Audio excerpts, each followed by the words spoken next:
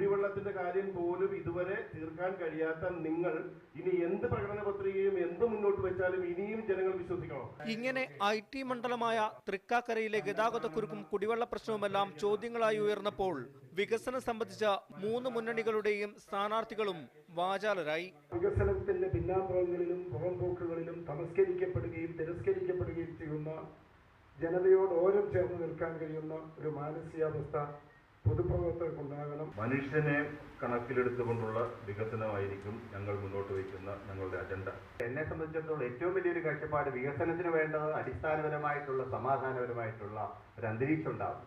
അതേസമയം മദ്യനിരോധനം തന്നെയാണ് തങ്ങളുടെ നിലപാടെന്ന മദ്യനയം സംബന്ധിച്ച ചോദ്യത്തിന് UDF സ്ഥാനാർത്ഥി മറുപടി പറഞ്ഞപ്പോൾ LDF സ്ഥാനാർത്ഥിയുടെ മറുപടി ഇങ്ങനെയായിരുന്നു. കത്തോലിക്ക സഭയും കേരളത്തിലെ കമ്മ്യൂണിസ്റ്റ് പാർട്ടി, മാർക്സിസ്റ്റ് കമ്മ്യൂണിസ്റ്റ് പാർട്ടിയും തമ്മിൽ യോജിക്കുന്ന ഏക ഒരു വിഷയം വേദി മദ്യനിരോധനമാണ്.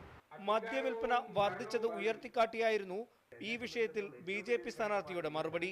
എന്തായാലും സമാനമായ രീതിയിൽ മറ്റു മണ്ഡലങ്ങളിലും സ്ഥാനാർത്ഥികളുമായുള്ള മുഖാമുഖം നടത്താൻ KCBC തീരുമാനിച്ചിട്ടുണ്ട്. Toby Johnson, media 1, Kochi.